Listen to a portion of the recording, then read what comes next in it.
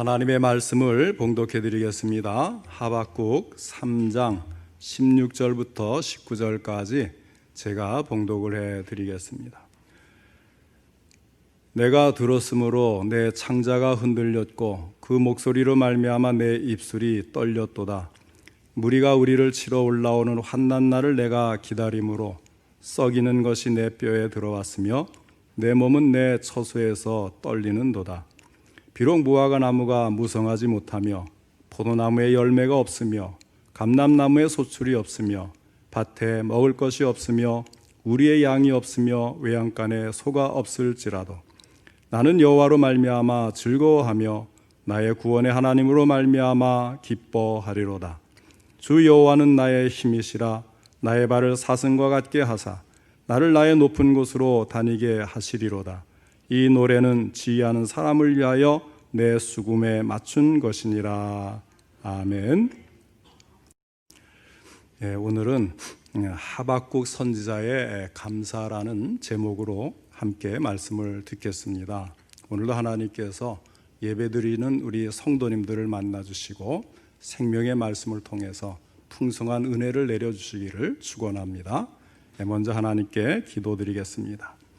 하나님 아버지, 오늘 특별히 추수감사절을 맞이해서 더욱 감사하는 마음을 가지고 우리 하나님 앞에 나왔습니다. 아버지 하나님, 이 예배를 기쁘게 받아주시고 주시는 말씀을 통해서 저희들에게 귀한 은혜 내려주시기를 간절히 바라고 원합니다. 주신 말씀 바르게 전하고 바르게 듣고 깨달을 수 있도록 성령님 함께 하시고 도와주옵소서.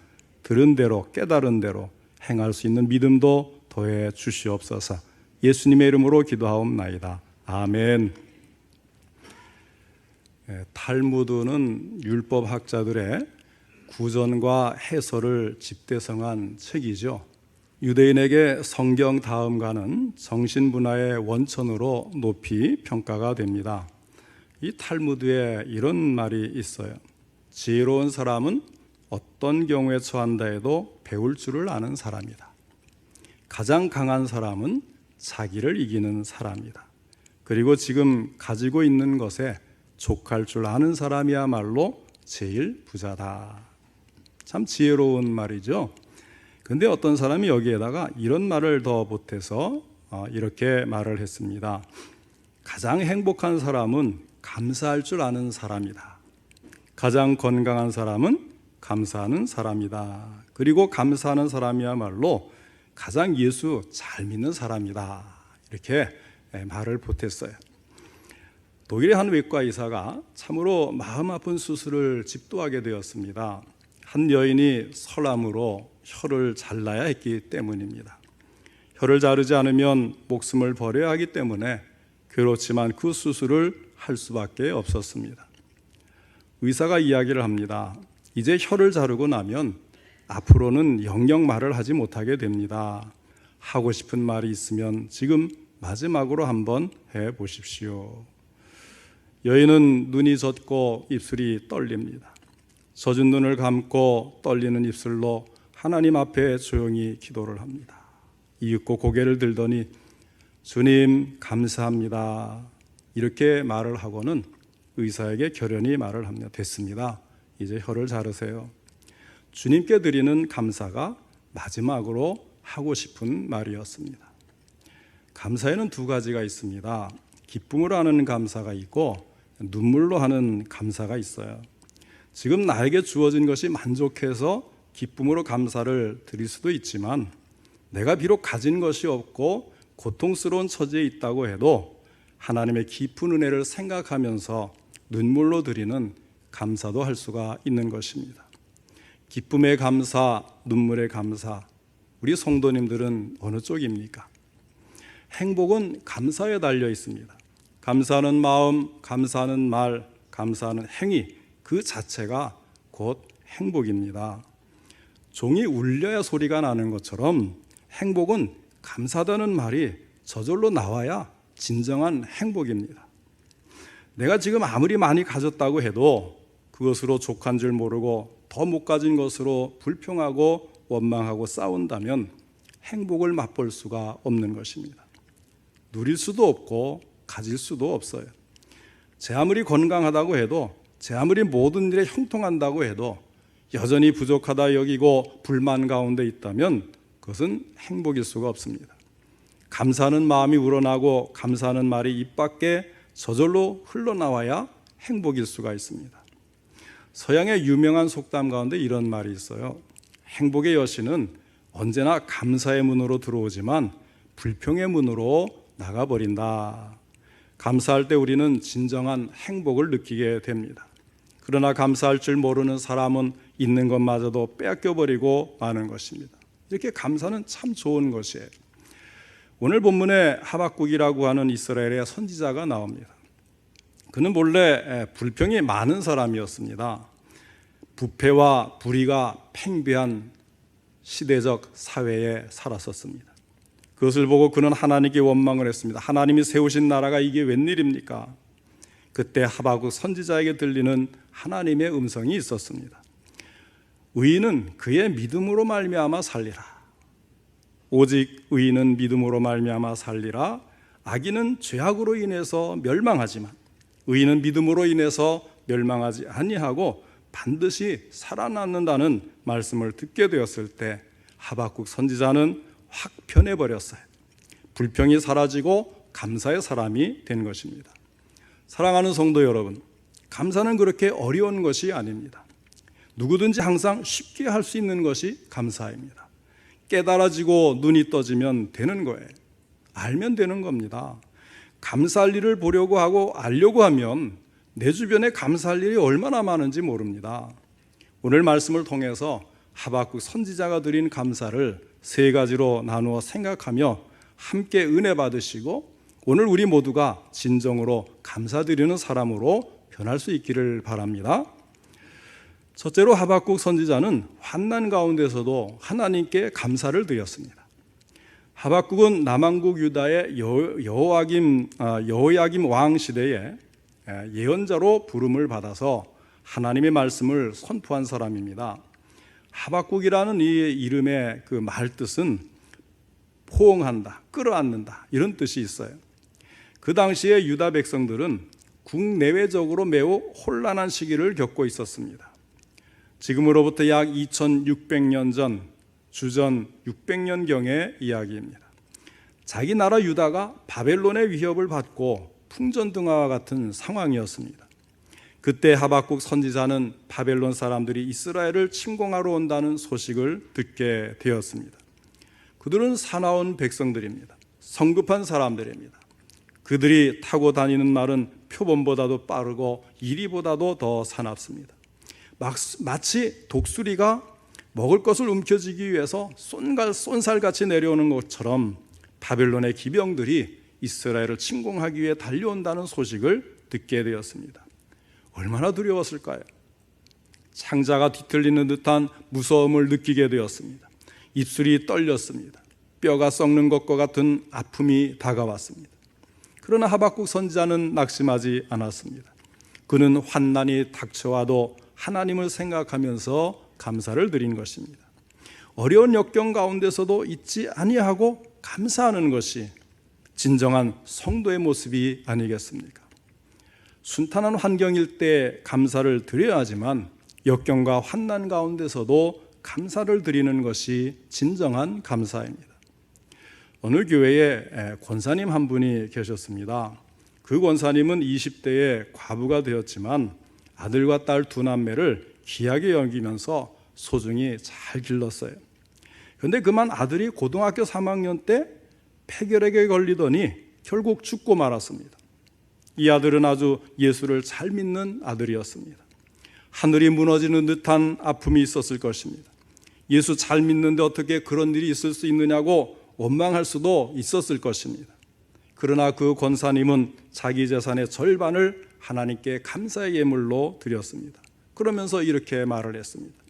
내 아들이 죄악된 세상 가운데 방탕하여 지옥에 떨어지지 아니하도록 내 아들이 예수를 잘 믿을 때 천국으로 불러가시니 참으로 감사합니다. 보통 사람들 같으면 원망하고 하나님께 불평할 것 같은데 이 권사님은 마음에서 우러나오는 진정한 감사를 드리는 것입니다. 이것이 바로 믿음의 굳건히 선 성도의 모습입니다. 우리들도 모두가 항상 모든 부분에서 감사하는 성도들이 될 수 있기를 바랍니다. 따뜻한 봄이 오는 것을 보면서도 감사할 수 있지만 추운 겨울이 오는 것을 바라보면서도 감사할 수 있어야 합니다. 높은 산을 바라보면서도 감사할 수 있어야 하지만 깊은 골짜기를 바라보면서도 감사할 수 있어야 합니다. 우리 성도님들, 여러분들에게 어떤 어려움이 있습니까? 환난 가운데 처해 있습니까? 잘 안 되는 일이 있습니까? 그럴수록 감사를 잊지 말고 이미 받은 하나님의 은혜를 깊이 생각하면서 더욱더 감사드리기에 힘쓰시기를 바랍니다.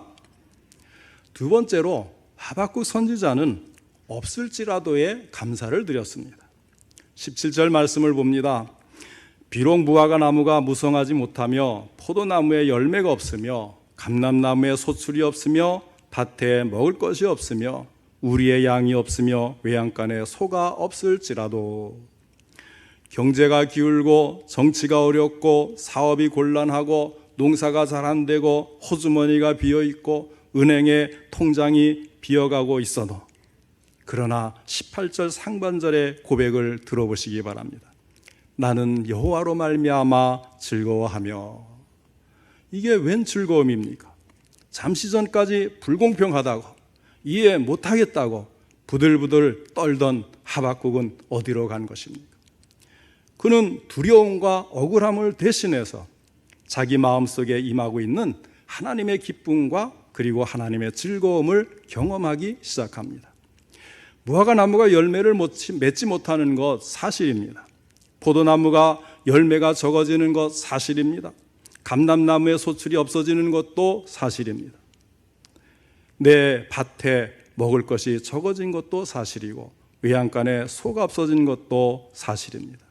그러나 그럼에도 불구하고 이 모든 것을 우리에게 주셨던 하나님, 그리고 주실 수 있는 하나님, 그 하나님은 아직도 나와 함께 계시다, 이 사실을 그는 묵상하기 시작합니다. 구약 성경 욥기에 나오는 욥이라는 사람을 자주 생각하게 되네요. 그는 동방의 거부였습니다. 아들, 딸 10날매를 두었습니다. 그러나 하루아침에 모든 재산을 다 잃어버리고 말았어요. 자녀들도 한꺼번에 다 죽었습니다. 몸에도 심한 고통이 생겼습니다. 극심한 환난에 처했습니다. 감사할 수 있는 조건이라고는 하나도 찾아볼 수 없는 상황에 처해 있었습니다. 그러나 욥은 불평하지 않았습니다. 하나님을 원망하지 않았습니다. 그는 하나님을 바라보면서 찬송을 드렸습니다. 찬송은 감사의 표현입니다. 내가 모태에서 알몸으로 나와 싸운즉 또한 알몸이 그리로 돌아가올지라. 주시니도 여호와시요 거두시니도 여호와시오니 여호와의 이름이 찬송을 받으실지니이다. 하나님께 감사의 찬송을 드린 것입니다. 이제 우리는 욥의 그 아름다운 찬송을 이해할 수 있어야 돼요. 주시니도 여호와시고 거두시니도 여호와시다. 주신 하나님께서 다시 가져가신다면 우리가 무슨 이의를 제기할 수가 있겠습니까? 우리의 과거와 현재와 미래를 아시는 그 하나님이, 내게 이 모든 것을 주셨던 그 하나님이, 내게 무화과 나무를, 포도나무를, 그리고 밭의 열매들을, 그리고 소의 외양간을 주셨던 그 하나님이 뜻이 있으셔서 그것들을 가져가신다면 나는 불평하지 않습니다. 그 하나님만 나와 함께 하신다면 언제라도 그 하나님이 나에게 되돌려 주실 것을 믿습니다. 이 모든 것을 주셨던 그 하나님이 나와 함께 하신다면 나는 실망하지 않습니다. 이 모든 것의 근원 되신 하나님, 역사의 주인 되신 하나님, 내 삶의 주인 되신 하나님, 그 하나님이 나와 함께 하신다면 나는 하나님으로 말미암아 기뻐하겠습니다. 이처럼 하나님으로 말미암아 기뻐하는 사람, 하나님이 또 그를 기뻐하시지 않겠습니까? 하나님이 나와 함께 하십니다. 이 하나님이 임재하심을 체험하고 계십니까? 전지하시고 전능하신 하나님께서 함께 하신다는 것을 믿으시기를 바랍니다. 그분이 나와 함께 하신다면 필요하면 또 주시지 않으시겠습니까? 하박국 선지자는 가진 것이 다 없어질 때에도 함께 하시는 하나님, 그 하나님의 임재하심을 느끼면서 즐거워하는 것입니다. 감사를 드리고 있습니다.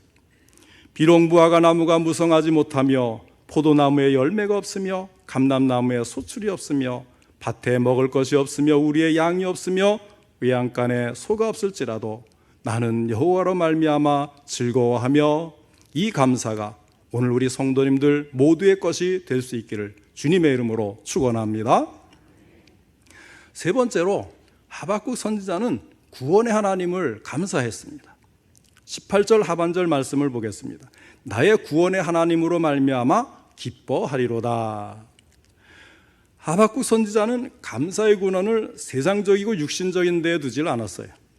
천국을 주신 소망의 하나님, 살아계신 하나님, 구원의 하나님으로 말미암아 즐거워하며 하나님 한 분만으로 만족하며 하나님으로 인해서 감사를 드렸습니다. 감사에는 세 가지 유형이 있습니다.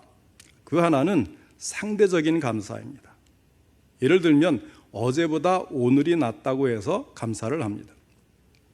어제와 오늘을 비교해서 생각해 본 다음에 보이는 감사입니다. 우리나라가 찢어지게 가난했던 과거와 현재 세계 10대 경제 강국으로 잘 살게 된 지금을 비교하면서 감사하는 것입니다. 어제의 나와 오늘의 나를 생각해 봅니다. 그리고 나보다 더 불행한 사람을 생각합니다. 이렇게 비교하여 생각해 본 결과 상대적인 감사를 그로부터 유출해내는 것입니다. 일리가 있어요. 그래서 신앙의 선배들이 늘 하시던 이야기가 있습니다. 생활은 내리보고 신앙은 올려봐라.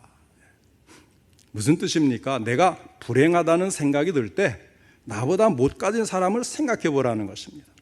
그러면 그것도 촉하고 감사하다는 것입니다. 그러나 신앙은 어떻습니까? 믿음이 적고 신앙생활이 나태한 사람을 보면 안 된다는 거예요. 그래서 신앙은 신앙생활을 잘하는 사람을 올려다보면서 본받고 배우고 따라가라는 것입니다. 감사 유형에서 그 두 번째는 충족하는 데서 오는 감사입니다. 배가 고팠다가 배부르게 먹으면 만족스럽지요. 어렵게 살다가 좀 나아지면 감사하는 마음이 생깁니다. 바로 욕망 충족에서 오는 감사입니다. 그러나 이것은 지극히 순간적이고 일시적인 것입니다. 지금은 배불리 잘 먹었지만 내일이면 다시 배가 고파요. 평수가 더 넓고 잘 지은 새 아파트를 얻으면 처음에는 넓어 보여요. 행복함을 느낍니다. 근데 살다 보면 어때요? 그렇게 넓지도 않아요. 그저 그렇고 이보다 좀 더 넓은 곳을 얻었으면 하는 그런 마음이 생깁니다. 모든 것이 다 그래요. 그때가 지나면 이 효용성이 떨어지고 마는 것입니다. 감사 유형 그 세 번째는 은총적 감사입니다. 이것은 절대적 감사입니다. 본질과 존재 자체에 대한 감사입니다. 나 같은 죄인 살리신 그 은혜 놀라워 찬송가 305장의 가사처럼 영원히 멸망할 수밖에 없는 구제불능의 나, 하나님과 원수된 나를 위하여 주님께서 십자가를 지시고 그의 사랑을 확증해 주심으로 내가 하나님의 자녀가 되었다. 그래서 감사하는 것입니다. 좀 더 구체적으로 말하자면 죄사함 받은 것에 대한 감사입니다. 이는 영원한 것이고 절대적인 것입니다. 바로 은총적 감사로서 그리스도인의 감사입니다.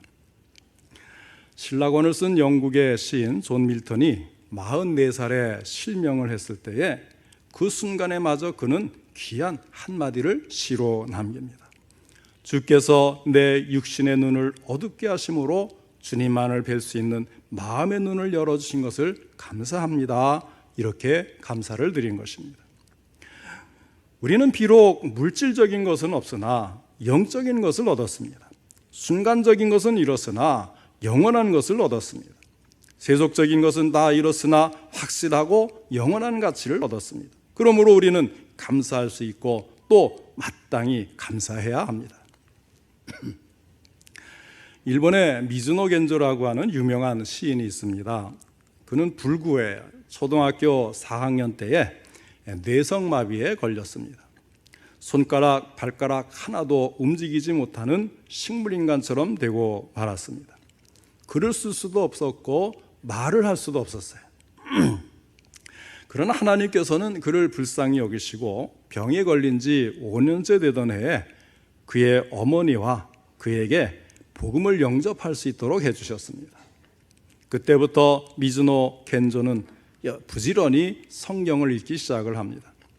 가슴에 버팀목을 놓고 엎드려서 성경을 읽고 다 읽고 나면 말을 못하니까 눈을 껌뻑껌뻑해서 신호를 해요.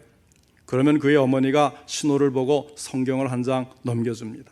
그렇게 해서 미즈노 겐조는 성경을 읽고 또 읽었습니다. 다행스럽게 들을 수는 있어서 녹음된 성경을 계속 반복해서 또 듣고 들었습니다. 그런 가운데 겐조는 깊은 은혜를 받게 되었습니다. 마음이 뜨거워지기 시작했어요. 그가 특별히 은혜를 받았던 성경 구절은 고린도후서 12장에 있는 말씀이었습니다. 거기에 보면 사도 바울이 셋째 하늘 곧 천국에 올라갔던 체험이 기록되어 있습니다. 그리고 그 바로 다음에 이 위대한 사도 바울에게도 일생을 따라다니며 괴롭혔던 육신의 가시가 있었다는 사실이 기록되어 있습니다. 사도 바울은 자기를 괴롭혔던 가시를 물리쳐달라고 하나님께 간절히 기도했습니다. 그러나 바울은 하나님의 음성을 듣게 됩니다. 내 은혜가 내게 족하도다 하는 말씀이었습니다. 그 음성을 들으면서 사도 바울은 비로소 깨닫게 되었습니다. 내가 약할 때에 오히려 내가 강할 수 있다는 사실을 깨닫고 하나님께 감사를 드리게 된 것입니다. 그런 말씀을 읽는 가운데 겐조는 괴로움 속에서도 은혜를 깨닫고 감사할 줄 알았던 사도 바울을 공감하게 되었습니다. 그래서 겐조는 자신이 깨달은 하나님의 은혜, 하나님께 느끼는 감사를 글로 옮겨놓기 시작했습니다. 손발을 움직일 수가 없으니까 글을 쓸 수가 없어요. 또 말도 할 수가 없어요. 그래서 그의 어머니가 철자가 적혀있는 종이를 앞에 놓고 막대기로 한 글자 한 글자 짚어가면 자기가 원하는 글자에 오면 눈짓으로 신호를 하는 겁니다. 이런 식으로 해서 시를 써나갔으니 그 또한 자신도 그렇고 어머니도 그렇고 얼마나 고역스러운 일이었겠어요. 그렇게 해서 눈물 어린 시를 170편이나 쓰게 되었다는 것입니다. 1975년 빙점의 작가인 미우라 야코 여사가 미즈노 겐조가 쓴 170편의 시를 발간을 했습니다. 첫 해에 6판이나 발간될 정도로 베스트셀러가 되었습니다. 그 가운데 나오는 시 한 수를 소개해드리죠. 제목은 괴롭지 않았더라면입니다. 만일 내가 괴롭지 않았더라면 하나님의 사랑을 받아들이지 않았을 것을, 만일 모든 형제자매들도 괴롭지 않았더라면 하나님의 사랑은 전해지지 않았을 것을, 만일 우리 주님이 괴롭지 않았더라면 하나님의 사랑은 나타나지 않았을 것을.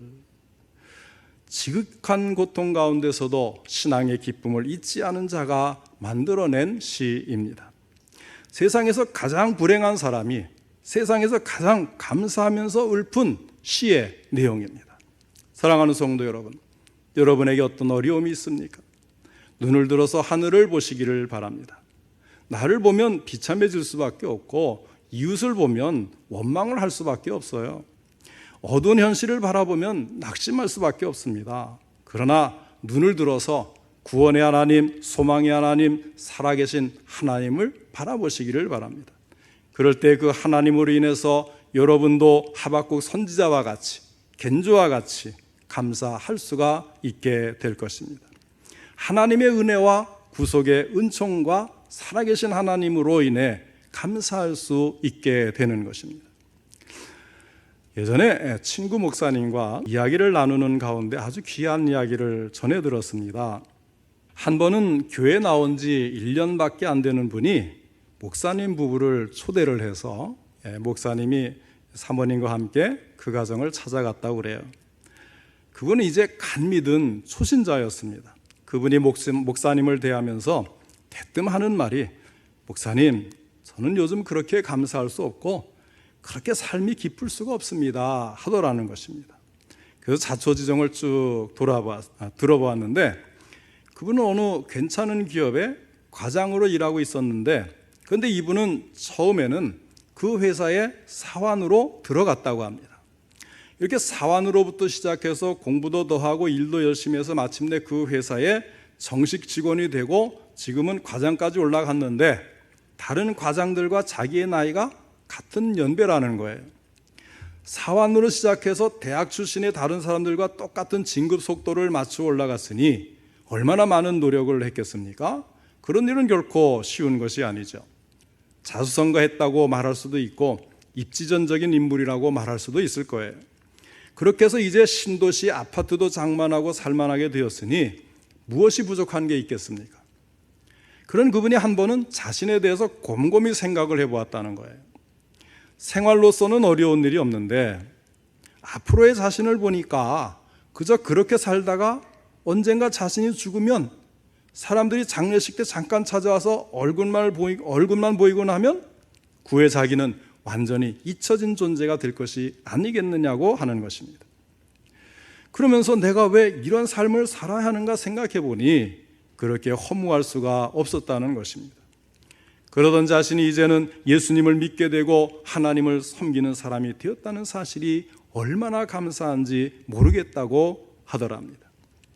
영원하신 하나님이 자신을 받아주시고 영원토록 자신을 기억하고 인정하신다는 이 사실이 너무나 감사해서 요즘 와서는 정말로 사는 맛이 나고 지금 자신의 삶이 얼마나 기쁜지 모르겠다고 그런 이야기를, 새로운 인생을 보았고 찾았다는 그런 이야기를 친구 목사님이 전해주는데 듣기만 해도 감동이 되더라고요. 사랑하는 성도 여러분, 여러분에게는 이런 신앙의 감사가 있으십니까? 이런 구원의 감격이 있으십니까?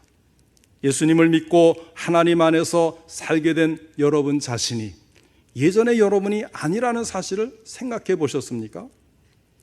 하박국 선지자는 바로 이 기쁨을 알았고 그 사실을 감사했습니다. 나는 여호와로 말미암아 즐거워하며 나의 구원의 하나님으로 말미암아 기뻐하리로다. 할렐루야. 오늘 추수감사주의를 맞이해서 하박국 선지자처럼 소망 없던 내가 예수 이름으로 구원받은 사실을 기억하면서 살아계신 하나님, 구원의 하나님으로 말미암아 즐거워하며 하나님 한 분만으로 만족하며 하나님으로 인해서 감사를 드리는 수준 높은 감사, 성숙한 감사, 절대적인 감사와 저와 여러분 모두의 감사가 될 수 있기를 주님의 이름으로 축원합니다.